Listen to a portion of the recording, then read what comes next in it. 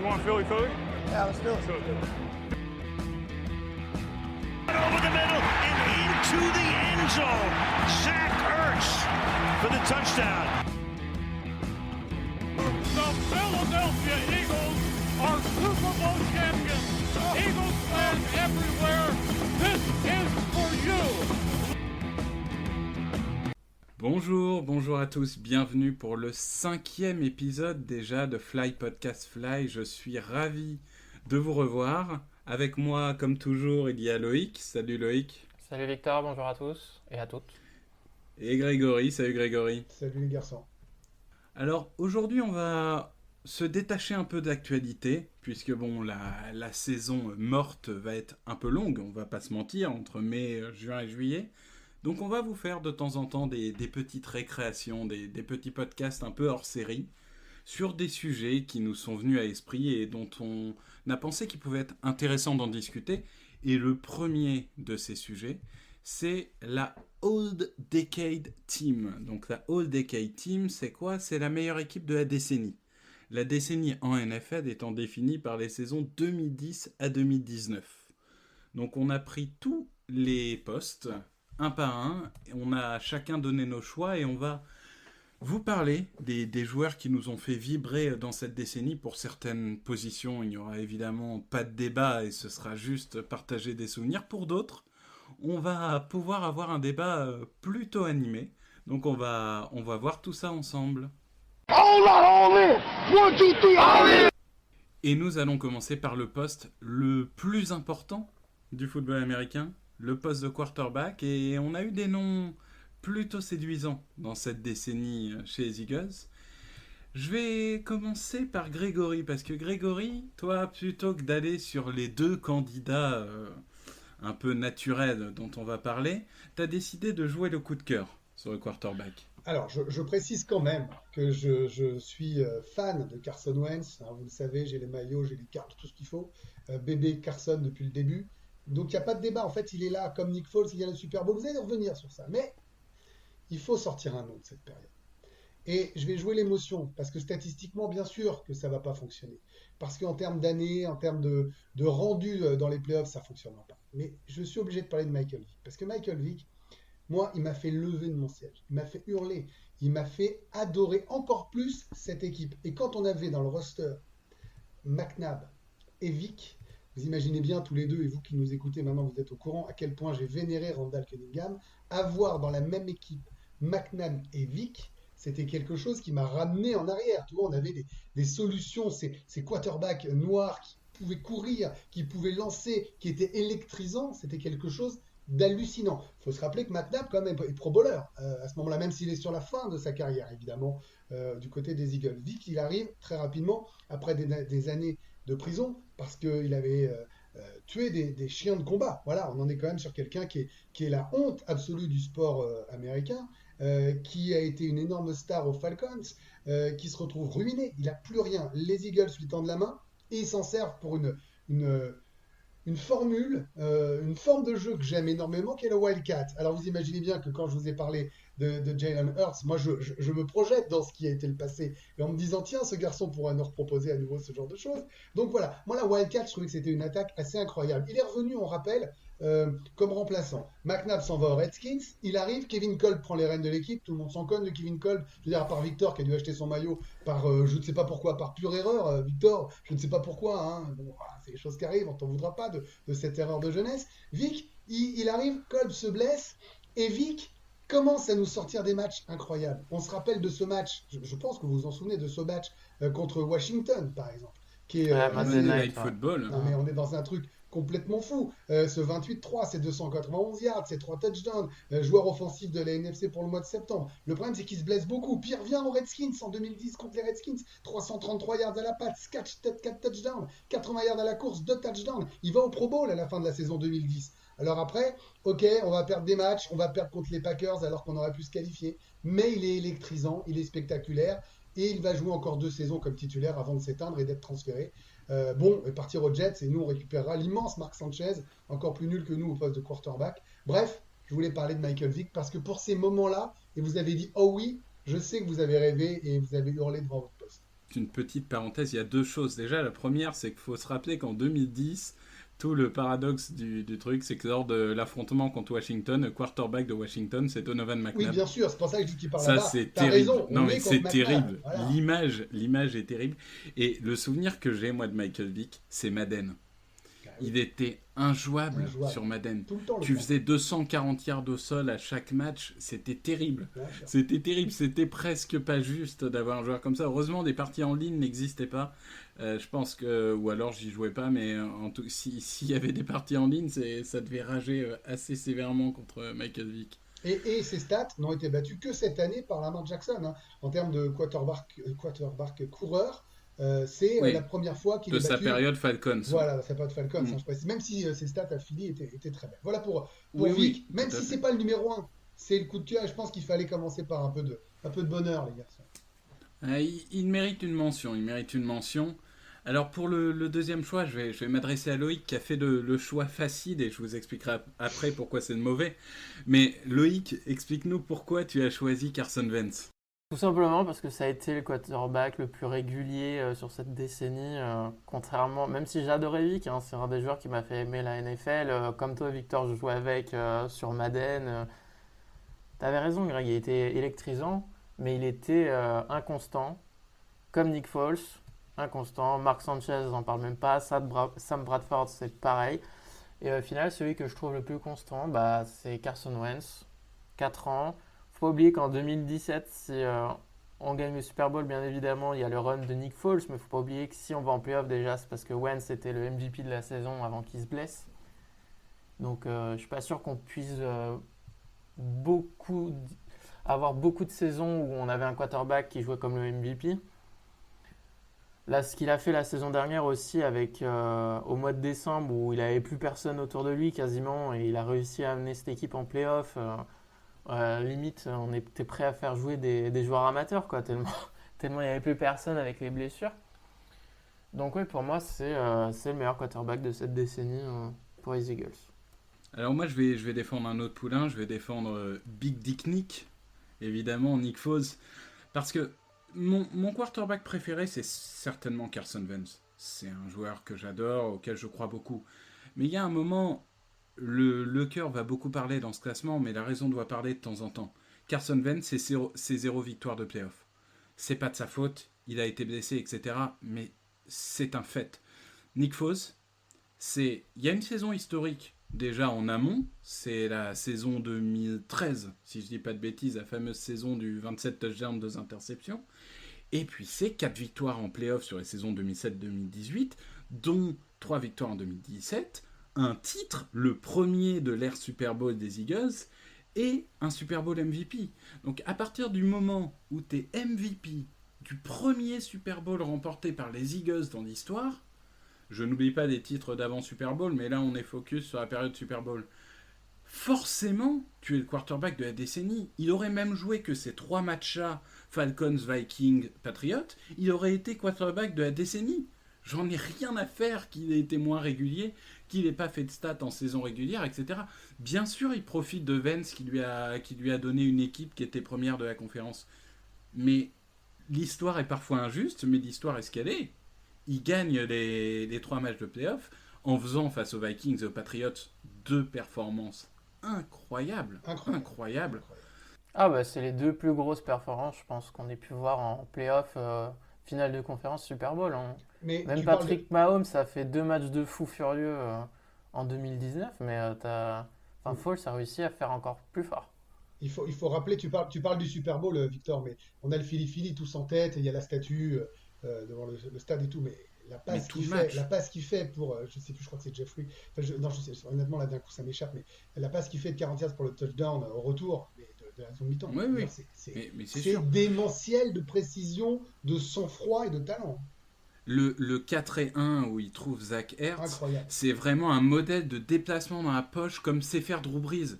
C'est vraiment ce quarterback qui est pas fort, qui va pas contourner tout le monde, mais qui va jongler un peu dans la poche pour aller trouver le bon moment. Enfin, vraiment, pour moi, c'est Nick Foles. Et donc, c'est vrai qu'après, bon, le combat, c'est Nick Foles contre Carson Wentz. Pour moi, il n'y a pas de débat. Je prends le Super Bowl MVP. Franchement, on va le voir plus tard, on a des postes totalement nuls, mais là, sur quarterback, on a quand même beaucoup de On est chance pas mal. d'avoir cette équipe-là dans notre cœur, hein, parce que les 3 noms, c'est propre. Hein. Bon, c'est la dernière fois que je fais, mais rappelle-toi, Grégory, on est une quarterback factory. Mais bien Avant sûr, tout, la QB. Et encore, attendez, l'héritier arrive. L'héritier arrive.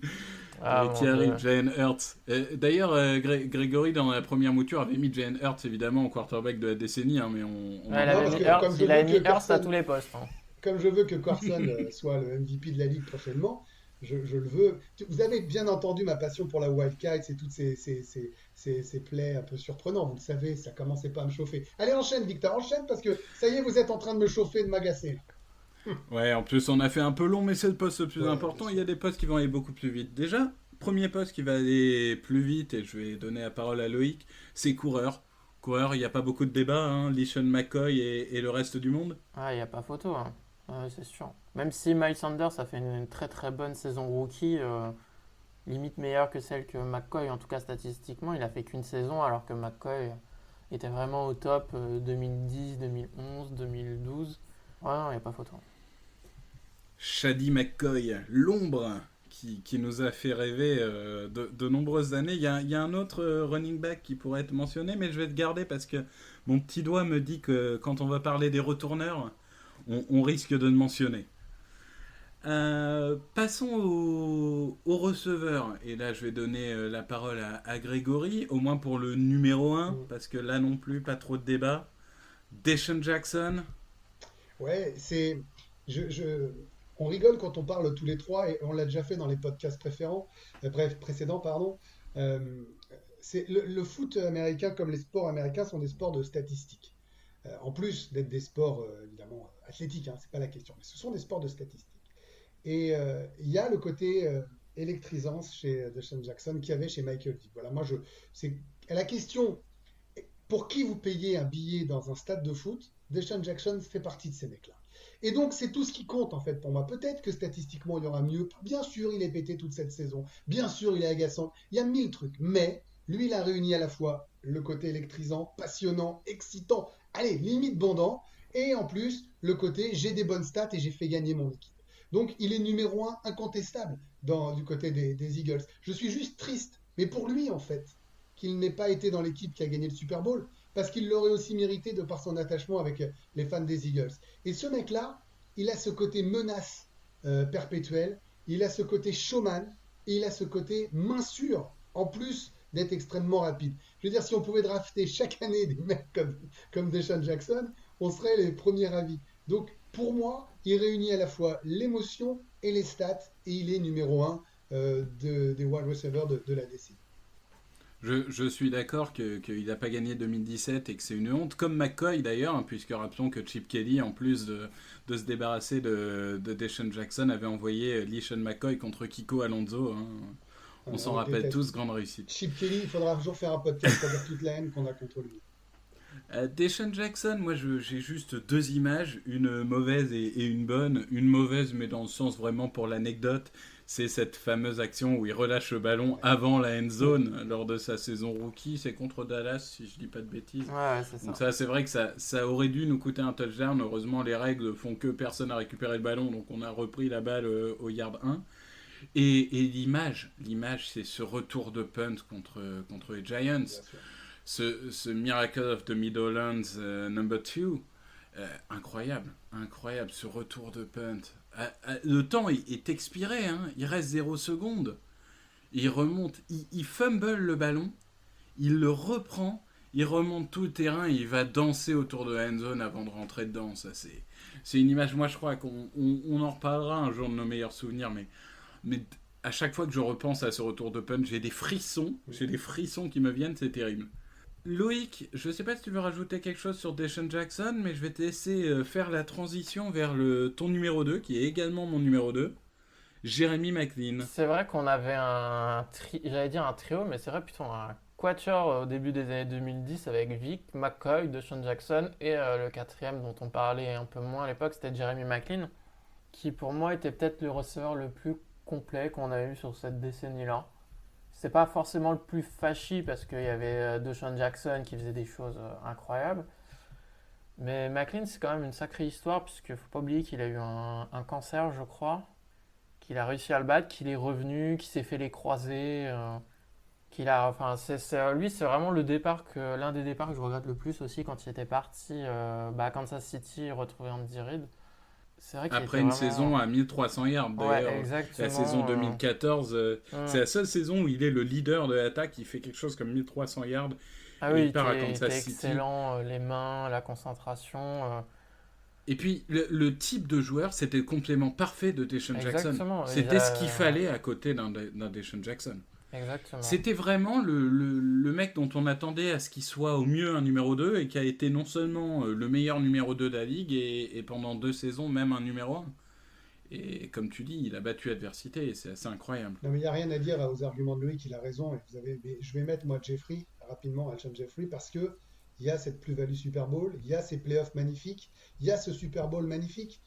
Quoi qu'on en dise, dans la décennie, c'est ce que tu disais sur Foles, c'est impossible de passer à côté de ça. Et le mec, en plus, je ne sais pas s'il est la taupe, je ne sais pas s'il va s'en aller, je ne sais pas si on va le buster pour 26 millions, mais ce qui est sûr, c'est que ce mec-là annonce en début de saison, on va aller chercher le Super Bowl, ils vont chercher le Super Bowl. Moi, j'aime. Tout à fait, tout à fait. Je pense qu'on est tous d'accord pour dire qu'on n'aurait jamais gagné le Super Bowl sans Jeffrey. Il y a un moment, quelle que soit la situation aujourd'hui, il faut savoir l'accepter. Le poste de tight end. Ensuite, alors le poste de tight end, attention, certains vont crier derrière leur écran. On garde une place très spéciale pour une personne dont on parlera à la fin du podcast, qui aura droit à sa propre catégorie. Mais sur le terrain, au niveau des performances pures, Grégory par exemple, Zach Ertz. Pas de débat. Je vais faire très court. Statistiquement, il est au-dessus. Futur Hall of Famer. Peut-être s'il continue parmi les 3 plus grands tight ends de l'histoire. En plus, il a un système de jeu qui fait qu'il est en fait aussi le premier receveur. C'est-à-dire que chez nous, les receveurs sont tellement décevants ou blessés que le mec est non seulement tight end, mais en fait, il est limite receveur. Je pousse un peu le bouchon, mais il y a de ça, quoi. Je veux dire, il est l'option numéro 1 de Carson Wentz, Zach Ertz. Il est en plus un super modèle pour Dallas Goedert. Il est quasiment irréprochable. Il a une vie personnelle qui fait qu'il est en plus bankable. Voilà, il a tout. Et même si, comme tu l'as dit, on a un coup de cœur qui arrivera après, je vois pas qu'il peut lui enlever son poste de numéro 1 de la déquête parce qu'il est numéro 1 de la NFL. Donc, numéro 1 de la NFL, t'es numéro 1 chez les Eagles. Oui, je pense qu'il n'y a pas trop de débat là-dessus. Après, numéro 1 de la NFL, il y en a peut-être 2 qui pourraient discuter, mais en effet, dans l'idée, je vois ce que tu veux dire. Loïc, tu vas nous parler de la ligne offensive parce que là aussi, on a eu 0 débat, globalement, entre ceux qui ont été titulaires toute la décennie, ou presque, et ceux qui, par leur performance, sont largement au-dessus. On a 5 joueurs qui se détachent. Exactement. Donc d'abord en left tackle, un futur Hall of Famer, Jason Peters. Jason Peters, déjà, quand il était sur le terrain, c'était très très bon. Puis malheureusement, il y a une année où il s'était blessé au tendon d'Achille. Et là, justement, quand on a vu ses remplaçants, on s'est rendu compte à quel point il était bon, quoi. En plus. Alors qu'on savait déjà qu'il était très bon. Après, en left guard, lui, il n'avait pas resté trop longtemps non plus. C'était une des bonnes trouvailles, je crois, de Chip Kelly. C'est Evan Matisse. Très solide, un des favoris de PFF. À chaque fois, il avait des notes les meilleures de la ligue. C'était le meilleur guard de la ligue pendant 5 ans. Ouais, 3-4 ans. Un peu comme Brandon Brooks aujourd'hui, d'ailleurs. C'est un peu ça. Au centre, on a Jason Kelce, qui peut-être lui aussi fera le Hall of Fame, même si pour les centres, c'est un peu plus compliqué. Mais en tout cas, c'est un des 3 meilleurs centres de la décennie, avec peut-être Travis Fredericks chez nos voisins de Dallas. Et Maurkice Pouncey. Maurkice Pouncey, je pense, c'est le 3e. Moi, je suis pas très fan de Pouncey. Ensuite, Brandon Brooks. Ouais, Brandon Brooks, c'était vraiment une très bonne signature en 2016. Là, j'ai lu qu'en 4 saisons, il avait concédé 3 sacs.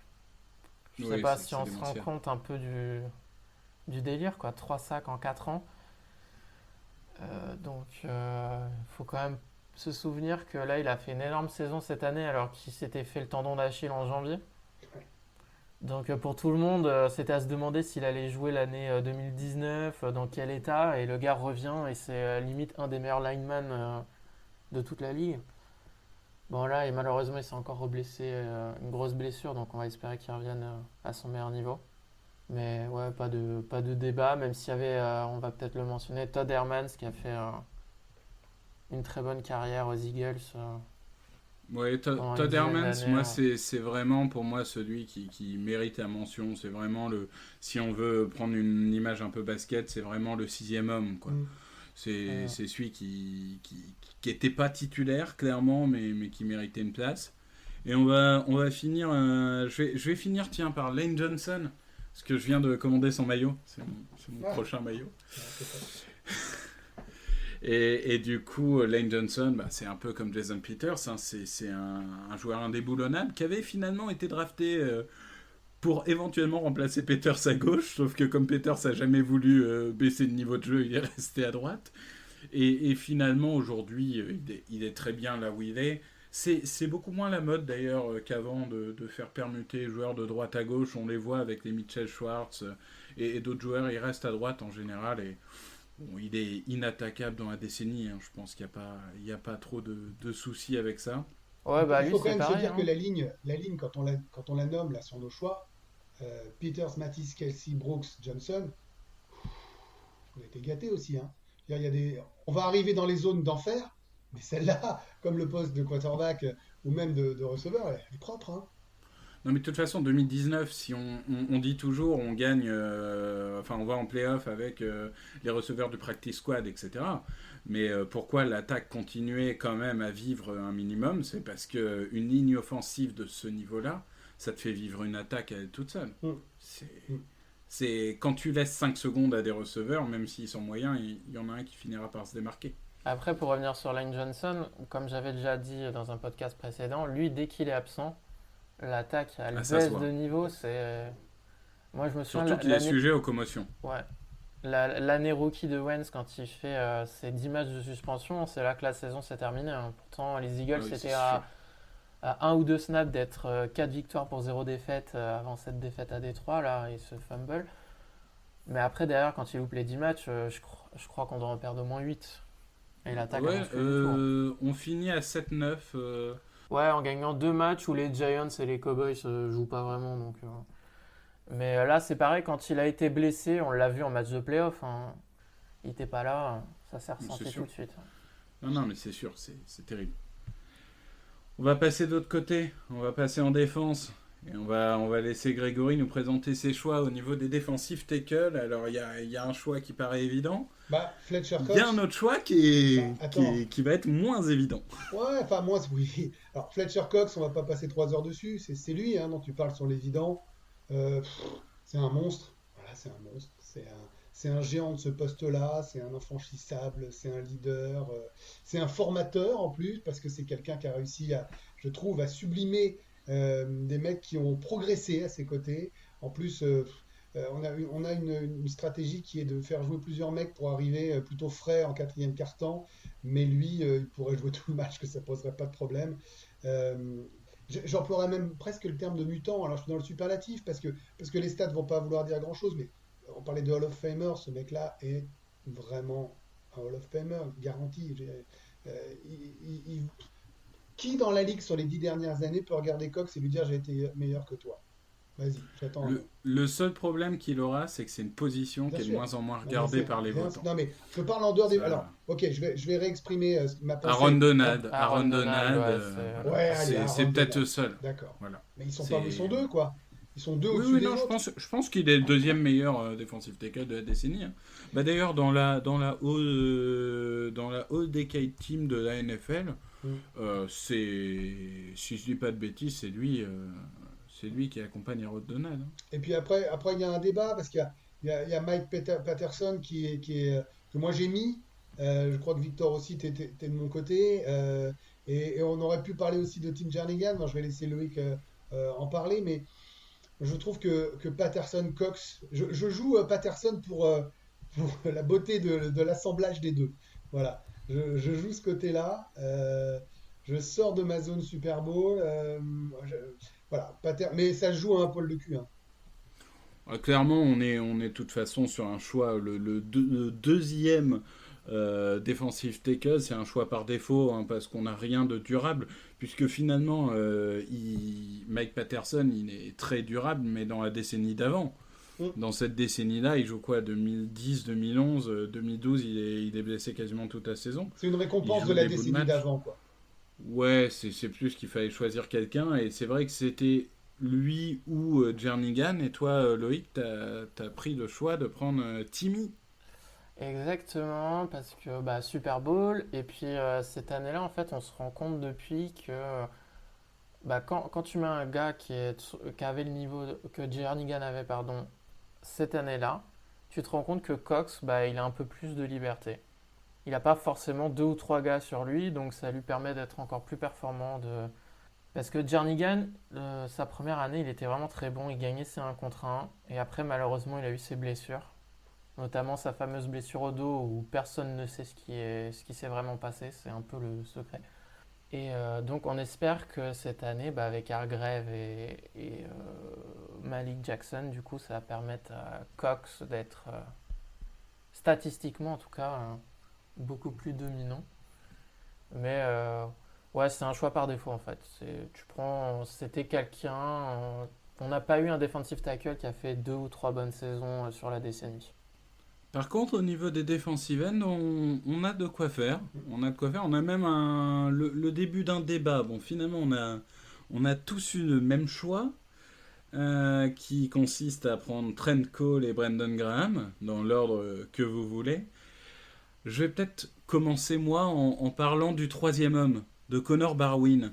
Parce que Connor Barwin, il est un peu oublié, ou en tout cas, c'est vrai que c'était un joueur qui a moins marqué la franchise que Graham ou Trent Cole. Mais Connor Barwin, quand il a été aux Eagles pendant 4 saisons, c'est un excellent joueur. Notamment en 2014, il réussit 13 ou 14 sacs dans la saison. Enfin, c'est un délire absolu. Et même les autres saisons, il est loin d'être mauvais. Comme l'a fait remarquer Loïc avant le podcast, il jouait dans un autre système, qui n'est pas le système défensif 4-3 préférentiel des Eagles, dans lequel on a classé notre équipe aujourd'hui. Mais ça reste pour moi un très beau joueur, qui ne mérite pas de prendre la place de Cole ou de Graham, mais qui mérite d'être mentionné. Je ne sais pas, qui de vous deux veut parler de Trent Cole ou de Brandon Graham? Tu veux parler de Trent Cole, Loïc? Non, je pense qu'il n'y a pas grand-chose à dire, hein. Il a fait une carrière exemplaire dans le prédécesseur de Brandon Graham, dans l'énergie, dans la productivité. Après, ouais, comme tu l'as dit, nous on a favorisé un système 4-3, c'est pour ça qu'on n'a pas mentionné par exemple un Benny Logan à l'intérieur de la ligne qui avait fait 2-3 saisons correctes. Après moi, en edge, je mentionnerais aussi peut-être Vinny Curry. Alors c'est pas un starter, mais en tant que pass rusher de situation, il a toujours été assez efficace et nous a apporté des choses. Voilà. Et puis moi, je vais revenir sur Brandon Graham très vite. C'est le gars du Super Bowl, quoi. Voilà, c'est ce sac fumble sur Tom Brady qui nous valide notre victoire avec de l'avance à ce moment-là sur les Patriots.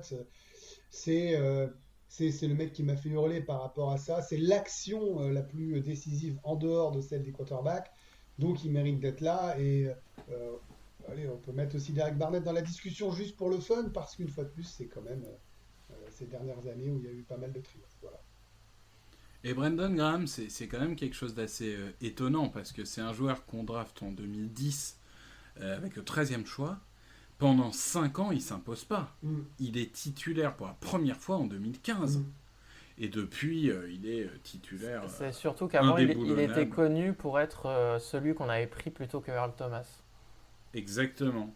Et finalement, depuis 2015, clairement, on ne regrette pas, même depuis 2014, on ne regrette pas d'avoir fait ce choix-là. Mais c'est vrai que quand parfois on a tendance à juger les rookies un peu tôt, au bout de 1 ou 2 saisons, certains explosent dès le début et certains mettent plus de temps à exploser.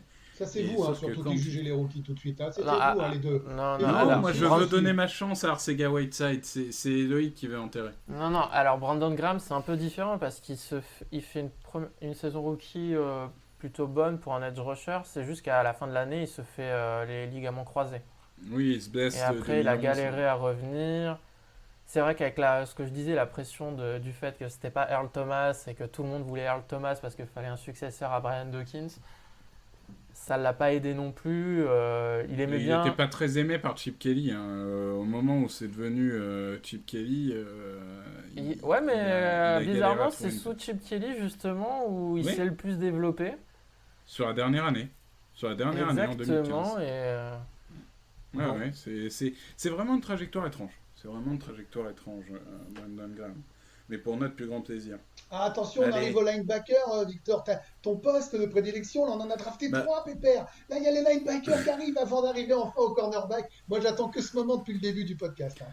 Non, mais clairement, bon, voilà, on est une linebacker factory. On a toujours eu les meilleurs linebackers de la ligue. Hein, je veux dire, bon, les Steelers nous envient.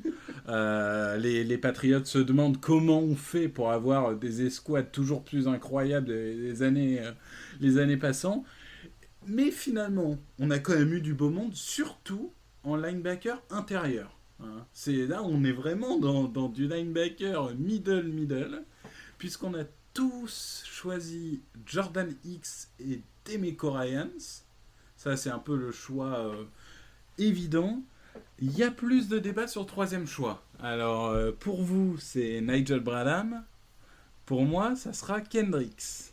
Alors, je vous laisse défendre peut-être un petit mot sur Hicks et sur Demeco Ryans et défendre votre poulain Nigel Bradham, Grégory. Non, mais une fois de plus, quand je disais que c'était le cœur plus que les statistiques qui parlaient à ce moment-là, c'est l'affect qu'on a pour un joueur. Tu vois, ça marche à ça. C'est pas les postes que je regardais le plus. Voilà, moi, je suis très porté sur l'attaque. Vous l'avez bien vu quand je défends mes chouchous, je parle d'électrisant, ce genre de choses. Je suis moins.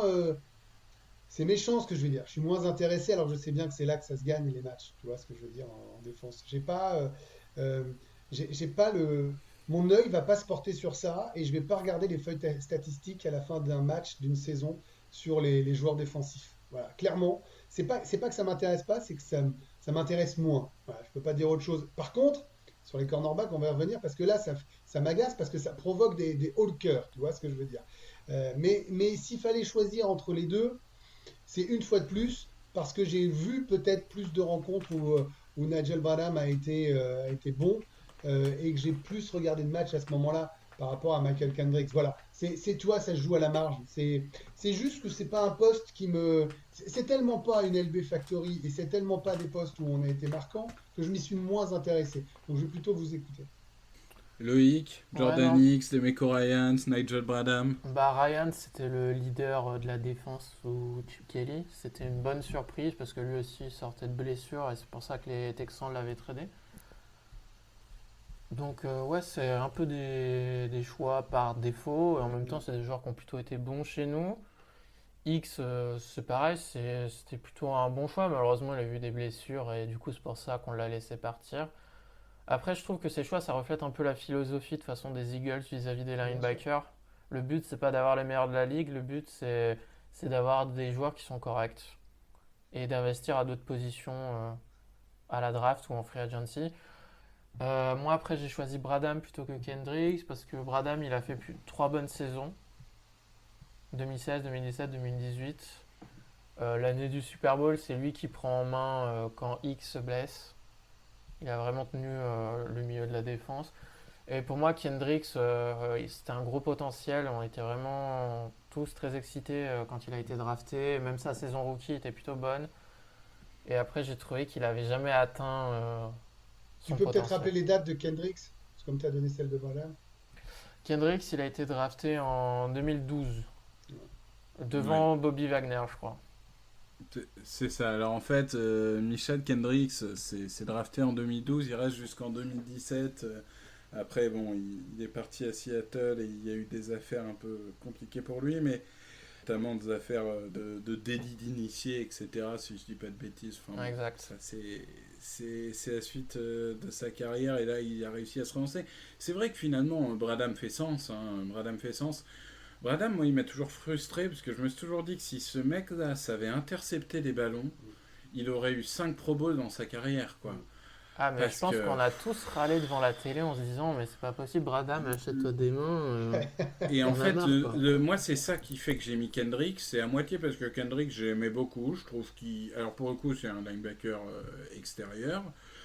Le truc, c'est qu'aux Eagles, ils sont tellement baladés, on a tellement rien qu'ils sont baladés un peu intérieur-extérieur. Donc, c'est toujours un peu compliqué. Bradham et Kendrick, de les ils jouaient sur définir. les extérieurs dans une 4-3.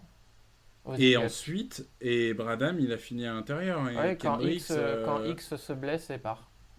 voilà. Donc c'est toujours un peu. Mais on va dire que c'est plutôt un extérieur qui était. C'était le joueur qui contribuait. Il faisait ses 80 plaquages, ses 4 sacs, ses 3 passes défendues, son interception par-ci par-là.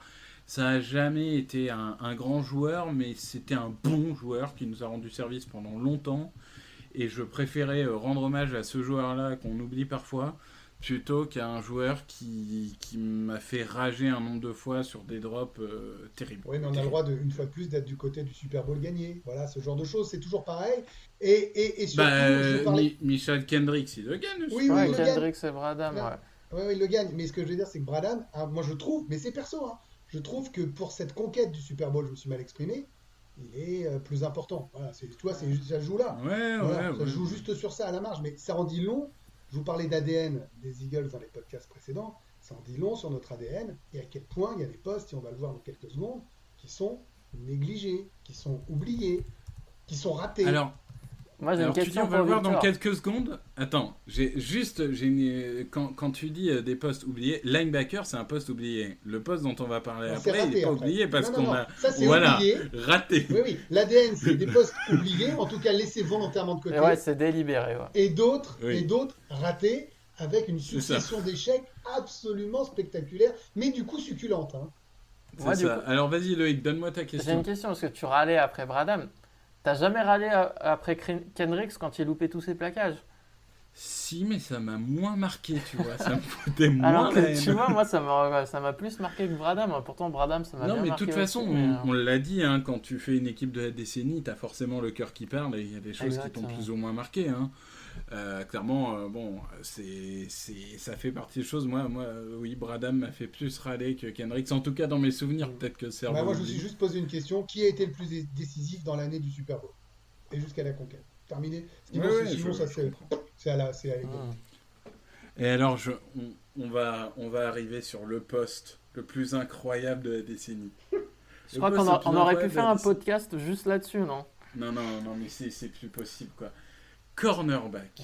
Donc, pour vous dire, juste, je vais spoiler, notre numéro 1, à tous les trois, c'est Asante Samuel. Asante Samuel est un joueur extraordinaire, mais si on parle de la décennie 2010-2019, il ne joue que 2 saisons avec nous, il ne joue que 24 matchs parce qu'il a des blessures, et alors certes, il est assez incroyable, il fait 10 interceptions sur les 2 saisons, etc. Mais Asante Samuel, avec 2 saisons dans la décennie, est l'incontestable numéro 1. On est tous d'accord qu'il y a lui et le reste. Il y a lui et rien surtout. C'est parce que tu dis le reste. Le problème, c'est qu'on je vais attaquer dans le dur. C'est qu'il n'y a pas de reste. Il est là le problème. C'est que autant sur les linebackers, c'est un choix, comme on l'a dit, on l'a répété, autant là, c'est une succession de plantades. C'est une succession de drafts ratés, une succession d'échanges ratés, une succession de joueurs qui ne s'acclimatent pas, une succession d'espoirs déchus, terrible, parce qu'il y en a plein pour qui on a eu beaucoup d'espoir en se disant là, ça y est, hein, ça repart. Et non, gros nulos dès qu'ils arrivent. C'est-à-dire que vraiment, ce poste-là, vous parliez de souffrance avec les plaquages ratés, avec des moufles pour certains joueurs, là, on s'est retrouvé dans des situations où on savait, en regardant le match, qu'on allait prendre ces 3e et 9, ces 4e et 11, ces 4e et 17, parce que ces putains de passes allaient passer, parce qu'on allait être incapable de couvrir le wide receiver, parce qu'on allait être incapable de faire une interception décisive, et qu'on savait qu'on allait se faire transpercer. Je veux dire, et là où c'est dramatique, c'est qu'autant sur le poste de linebacker, on peut comprendre la stratégie d'investir ailleurs, de mettre de l'argent sur des joueurs autrement plus clés si tu arrives à être bon. Autant ce poste-là, je ne comprends pas parce que c'est absolument essentiel pour les conquêtes de titres. Et c'est presque un miracle qu'on ait ce Super Bowl parce que l'attaque est monstrueuse, parce que les lignes sont monstrueuses. Mais ce sera impossible quasiment à répéter si on n'arrive pas à avoir des stops dans les airs. Voilà, c'est aussi simple que ça. Ce poste de cornerback, c'est celui qui te permet de dire à l'attaque d'en face mec, tu peux lancer le ballon 4 fois, on va te faire chier 3 fois et demi. Nous, les mecs rigolaient et se disaient, ils sont tellement faibles qu'on va les transpercer. Donc c'est de la souffrance pour les supporters, c'est sans doute de la souffrance pour le coaching parce qu'ils ont vu que leurs échecs se répétaient. Et en plus, c'est des gars qui avaient des attitudes absolument détestable, toujours à râler, en disant qu'il y avait faute, en disant qu'il y avait passe interférence contre la défense, les mains sur les hanches, en hochant la tête en disant j'y suis pour rien. Voilà, moi c'est en plus l'attitude de tous ces nulos qu'on a eu, et la liste est tellement longue que je ne vais pas en donner plus de noms, qui m'a posé problème. Donc c'est de la souffrance pure et dure ce poste. Voilà, et j'espère que Darius Slay va changer la donne. Et donc, tu n'as pas mis Rasul Douglas. Tu as Et donc, je résisté n'ai pas mis à ce l'envie. Rasul Douglas, évidemment, avant tu me chambres, mais qui pour moi est un superbe symbole de ces ratages successifs. Mais c'est pas le pire, parce que lui, à la limite, tu veux que je te dise, il n'y avait pas tellement d'espoir sur lui. En fait, voilà, il est là un peu par défaut. Il y a eu et je vais vous laisser en parler, il y a eu des drafts, des trades qui nous laissaient espérer davantage. Donc, je trouve que c'est le plus gros échec de l'histoire des Eagles que ce poste. Voilà, j'y vais fort. Mais... On a tout essayé. On a signé du gros contrat à la Somuga. On a mis des deuxièmes tours à Sidney Jones. Rien n'a marché. Loïc, toi, ton avis sur le poste et peut-être défendre ton choix parce qu'on a tous les deux par défaut pris quelqu'un. Moi, j'aimerais bien que du Grégory, Super du Bowl. coup, nous dise ce qu'il a noté dans le fichier pour son cornerback numéro 2. J'ai dit Comment de la s'appelait merde. ton- Voilà, j'ai Voilà. dit de la merde. Ça rentrait pas dans le fichier, du coup, vous l'avez élargi. J'ai mis à Santé Samuel et le reste, j'ai pas pu faire de choix. Voilà, moi, j'ai pas pu mettre Darby, Boykin, Mills, Williams, Douglas, qui vous voulez, j'ai pas pu. Parce que aucun ne mérite de porter ce maillot si beau et si prestigieux. Voilà. Toi, Loïc, tu as choisi l'auteur d'un pick six très important puisque c'est celui qui nous relance dans la finale de conférence contre les Vikings. Tu as choisi Patrick Robinson. Ouais, alors moi, je suis parti du principe que de toute façon, il n'y avait pas. Dans la liste, il n'y avait aucun cornerback qui avait fait 2 bonnes saisons. Donc, il fallait choisir un corner qui avait été bon pendant une saison. Donc, j'ai pris celui qui a été le plus important l'année du Super Bowl, du coup, Patrick Robinson. Faut pas oublier que c'est lui qui change un peu le cours du match contre les Vikings, puisque les Vikings menaient 7-0 et avaient de nouveau le ballon en attaque et ils avançaient. Donc, il y a eu un changement de momentum sur ce pick six. Et on avait dû citer une saison de cornerback. On a eu de temps en temps une bonne saison d'un cornerback. On a eu Brandon Boykin en 2013 où il fait 5 ou 6 interceptions. Darby n'a pas non plus été mauvais en 2017. Il D'ailleurs, joue on que avait la moitié de la saison. Ouais, et puis on avait Il joue plutôt de 4 l'espoir matchs et sur demi. ce qu'on avait vu en fait. Donc, ouais, ils ont tout essayé. Le coaching staff non plus n'a pas été à la hauteur. Tu cites par exemple Rasul Douglas, mais Rasul Douglas, faut bien se dire qu'on sait très bien qu'il peut pas courir sur 50 yards versus les receveurs. Il a besoin d'aide. Et à partir Bien du sûr. moment où les coachs ne le mettent que dans cette position-là, bah, il ne peut qu'échouer. Il y a aussi ça. Bien sûr. Tu as raison de préciser que c'est un échec collectif. Ah, c'est un échec de la franchise à tous les niveaux. Et ce qui est terrible, c'est que c'est pas comme si on s'était habitué à avoir des cornerbacks de niveau faible. Si on revient dans les années 2000, où tous les trois on les a suivis, entre les Troy Vincent, Edito Shepard et Sheldon Brown, on a eu du beau monde. Hein. Ah bah On le est un- changement de niveau entre les 2 décennies, il fait mal aux yeux. Hein. Ça, Attention ça au fait mal, plaquage. hein, parce que je J'avais le pense maillot sur de les années Shepard, moi. 2000... C'est pour dire que j'ai pas le maillot de Douglas ou Darby. Ouais, mais sur les années 2000, je pense qu'on est dans les 5 meilleures équipes de la ligue au niveau des cornerbacks, si ce n'est même mieux. Au niveau d'année 2010, je pense qu'on est bien au fond. Moi, Ça veut dire j'ai qu'on va choisi... changer de décade. Tu vois, il faut être positif. Mais c'est ça, c'est 1 sur 2. C'est une décade sur 2. Là, il y a Darius qui arrive, il y a eu de la draft. C'est Bah ça y est, c'est Ça reparti. En fait, tu vois. Mais j'espère, pour le coup, il y a pas de problème avec ça.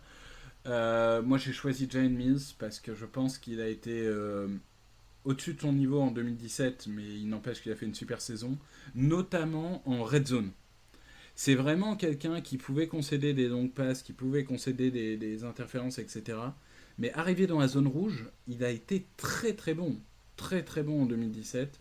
Et il nous a sauvé bien des situations. Bon, après, c'est sûr que c'est un choix par défaut, là encore. C'est un peu comme notre deuxième defensive tackle. Je vais pas vous vendre que Jalen Mills, c'est un pro bowler. Mais Non. disons, pour un 7e tour, ouais, voilà, on attend par définition rien d'un 7e tour. Il nous a apporté une saison au-dessus de son niveau qui nous a permis de contribuer à gagner le Super Bowl. Bon, bah, je récompense ce 7e tour qui a fait plus que ce qu'on attendait de lui. Bon, très bien. On va s'intéresser au safety. Alors là, pas beaucoup de débats. Donc, et en plus, c'est des joueurs qu'à peu près tout le monde parmi nos auditeurs ont vu, quels que soient vos âges. On a choisi le duo Malcolm Jenkins, Rodney McLeod. Loïc, un petit mot là-dessus, même s'il n'y a pas, Ils là ont encore été pas beaucoup de globalement débats. bons, et puis de toute façon, avant eux, c'était le néant. Donc, les Kurt Coleman, les Jarrett, les Nate Allen, ce que vous voulez, c'était aussi nul que les cornerbacks avant qu'ils arrivent. Donc, pas trop de discussion Nate à Allen, avoir. c'était moins nul que les autres quand même. Vous êtes Ouais, méchant mais avec c'était Nate nul Allen. quand même. Oui, Les c'est autres, vrai, c'était c'est- cataclysmique, lui, c'était nul. c'est- Il est un peu. C'était moyen nul. Voilà. Moi, je trouve que elle est moyen nul.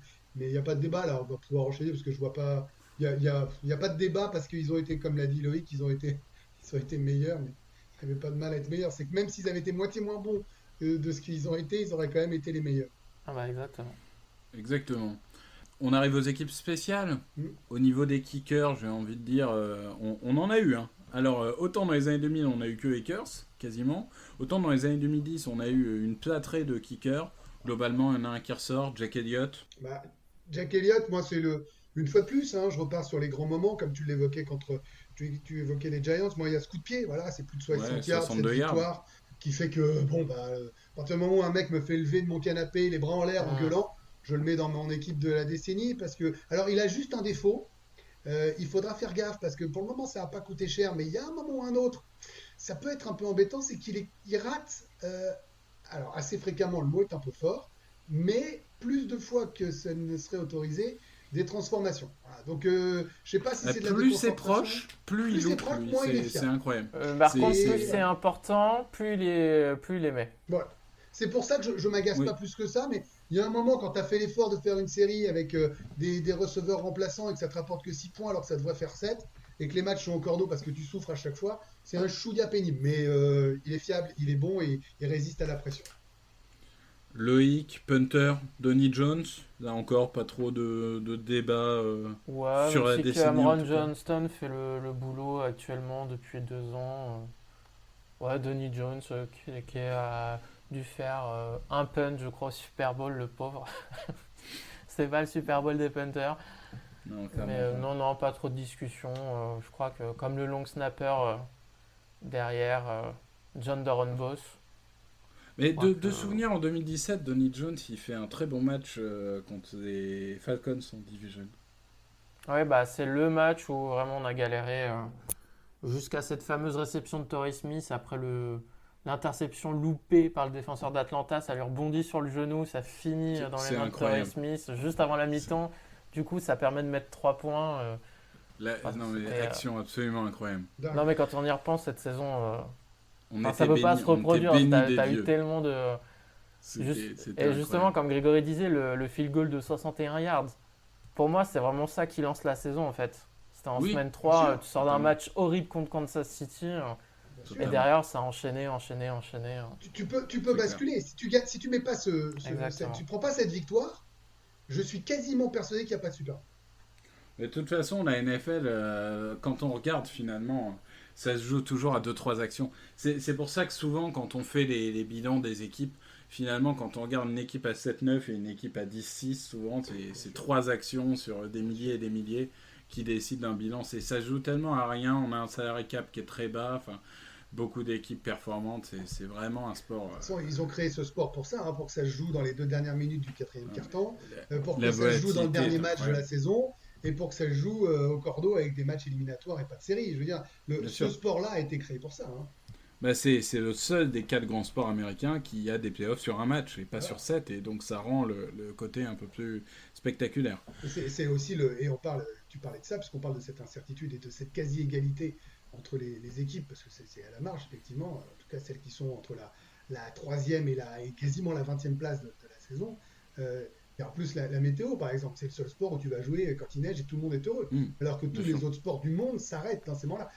C'est ce côté complètement fou qui fait que c'est excitant. Et cette quasi-égalité où tu te dis ça se joue à rien, un coup de vent, un poteau, un bout de pied touché, voilà.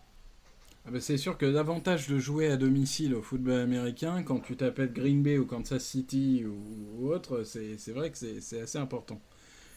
Loïc avait commencé à spoiler le poste d'après. Alors, pour le coup, long snapper, qui est un poste souvent oublié, là, on a eu 2 excellents joueurs, John Bones et Rick Lovato. Donc là-dessus, on va pas y passer 10 ans, hein, ça reste long snapper, mais on a eu vraiment 2 joueurs extraordinaires. Doran Boss, c'est un joueur assez particulier, parce qu'il a aussi une grande carrière de magicien. Je sais pas si certains ont vu, mais il a été dans des émissions américaines de très haut niveau. Il est devenu magicien de très haut niveau. Il a dû arrêter sa carrière. En fait, il part en 2016. Paradoxalement, il gagne pas le titre, même si les Eagles ont fait une bague honorifique pour lui, puisqu'il a été chez nous de 2007 à 2016, et il a une bague honorifique. Il fait partie de la liste de ceux qui ont eu droit à cette dérogation.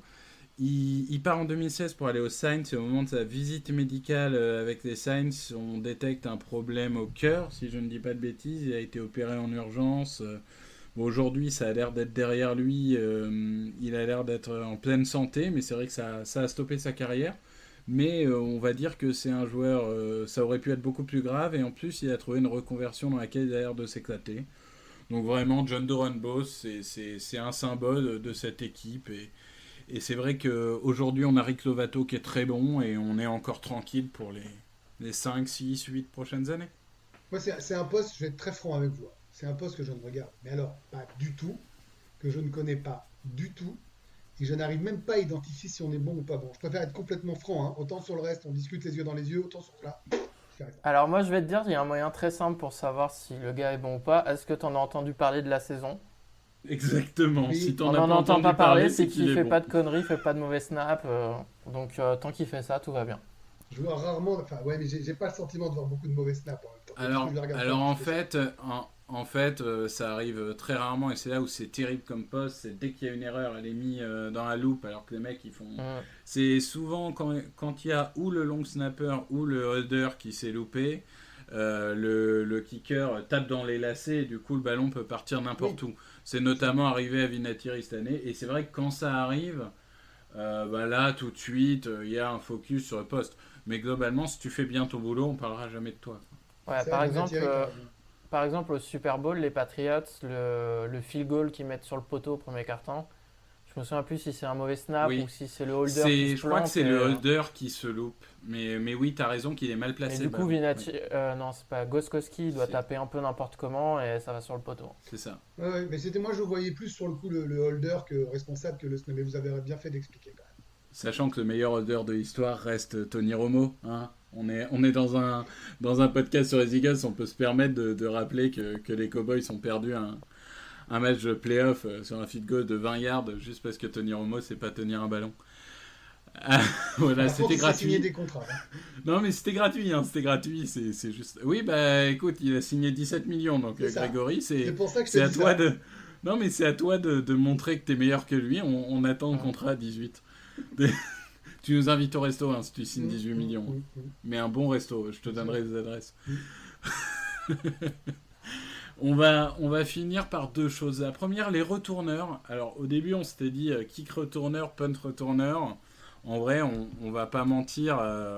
Grégory et moi, on a mis surtout 2 retourneurs de punt, mais qui paraissaient un peu au-dessus des autres. Deshaun Jackson, dont on a déjà parlé, donc on va peut-être pas reparler encore. Et Darren Sproles. Darren Sproles qui mérite quand même une mention. Je pense que Darren Sproles a été... Moi, j'ai choisi Darren Sproles parce que il a fait plus de saisons aux Eagles sur la décennie. Il a été peut-être un peu plus régulier que DeSean Jackson. Même si, comme vous l'avez déjà évoqué, il y a ce fameux retour de punt face aux Giants pour DeSean Jackson où on était tous comme des dingues. Darren Sproles, disons qu'il n'avait pas cette manie qu'avait DeSean Jackson de prendre le ballon, de reculer de 10 yards et au final de faire une fois sur 2 n'importe quoi avec le ballon, et t'avais envie de t'arracher les cheveux dans la télé en disant mais pourquoi tu fais ça, va tout droit. Donc ouais, et puis comme je ne l'avais pas cité avant et que je voulais le mettre aussi hein, pour ce qu'il a apporté entre 2015 et 2018. Et tu veux nous parler de ton deuxième poulain, parce qu'en kick retourneur, t'as voulu aller dans les archives de la ligue pour nous sortir Josh Huff. Parce que globalement sur la décennie, il n'y en a pas un qui me venait à l'esprit. Donc je suis allé voir les stats et du coup j'ai pris Josh Huff qui était totalement nul en receveur, mais qui a quand même marqué un retour de kick-off sur 2 saisons différentes, un touchdown. Donc voilà, j'ai mis lui par défaut. Tu vois, c'est bien Ça ce qui nous marche. prouve que t'as pas de cœur, hein, Loïc. De toute façon, c'est simple. T'es un homme de Ah, tout de statistiques qui suite. va fouiner dans les bibliothèques et qui donne pas sa chance au produit spectacle. Mais c'est pas grave. T'aimes fort, hein, c'est important d'avoir Non, mais des, il faut des donner gens toutes comme les infos toi. aux gens C'est qui nous bien. écoutent pour qu'ils puissent choisir Ah. en leur âme et conscience. Mais il n'y a Richard pas n'arrive d'âme et pas à conscience, il t'agacer n'y a ce que soir. du cœur, il n'y a que du cœur, il n'y a que du cœur. Et finalement, je vais laisser Grégory pour notre dernière rubrique, puisque en préparant le tableau, je m'étais dit, je vais mettre une case wildcard pour Mm. un peu un joueur bonus dont on voudrait parler. Et il se trouve qu'on est tous les trois d'accord, puisqu'on a tous les trois choisi le même joueur, et finalement c'est extrêmement logique. C'est Brent Selleck, le tie-end. Je te laisse nous parler d'un joueur dont on va dire l'impact sur l'équipe dépasse largement la production statistique. Bah, déjà, c'est un mec que ça m'arrive pas souvent que je suivais dès l'université. Et c'est un gars qui a gagné en université. Donc c'est déjà, on sentait le très bon joueur bon, pour les Bearcats de Cincinnati, hein, je précise pour ceux qui ne C'est connaissent ça, pas. comme qui est l'université de Jason Kelsey, Et de Voilà. notamment Travis aussi. Kelce aussi, il me semble. Il a gagné Ouais. l'International Bowl, l'Armed Forces Bowl, enfin il a des trucs, tu vois. C'est un mec qui a une histoire universitaire, ça j'aime bien. C'est pas un gars il a fait 4 années universitaires, j'aime bien aussi les joueurs qui arrivent un peu matures, qui sont des NFL ready. Il y a des gens qui sont très prêts très vite et d'autres qui sont plus jeunes et qui mettent du temps à exploser. C'est un mec, en fait, j'étais fasciné, je sais pas, j'avais le maillot pour vous dire à quel point j'aimais le garçon, mais je trouve que Ah, c'est moi un mec. aussi, je l'ai. Ouais. Ouais, voilà, c'est dès que en fait, il était le tight end. Voilà, ce poste, il est un peu spécial parce que tu dois recevoir le ballon, mais tu dois aussi bloquer. Et c'est vrai qu'avec Hurts, on a plutôt, nous, le côté receveur en ce moment, le côté offensif de ce poste. Moi, je trouve que Brent Selleck, il était capable de faire 3 choses parfaitement. Il était capable de courir avec le ballon. Il avait des mains très sûres. Et il était très bon dans les blocs.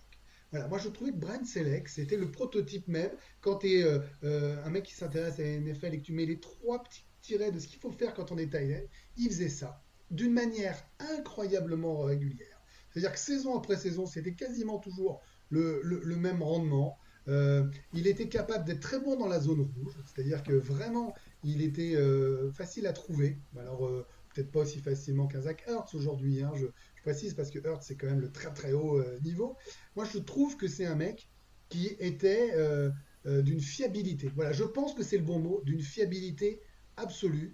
Et son état d'esprit, sa façon d'être, correspondait à ce qu'étaient les Eagles de cette époque. Il s'est adapté au coach qu'il a eu, quel que soit le coach, il était tout aussi performant. Et il gagne le titre officiellement en 2017, Oui.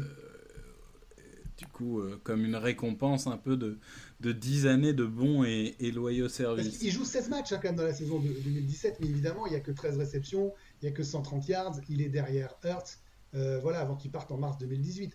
Donc, Mais je il trouve pouvait que jouer fullback, comme tu dis, c'était un excellent c'est ça. bloqueur qui pouvait jouer tie-end, mais qui pouvait jouer fullback, qui Puis il avait. a fait la décécnie, Qui- Victor et Loïc. Je veux dire, là, on parle de Ah décennie, on a oui, parlé de mais joueurs qui ont joué 1 an, complètement, 2 ans. complètement. Le mec a été là quasiment tout au long de cette décennie, je veux dire, à une année près, dans les grandes victoires, dans les grands matchs de playoff.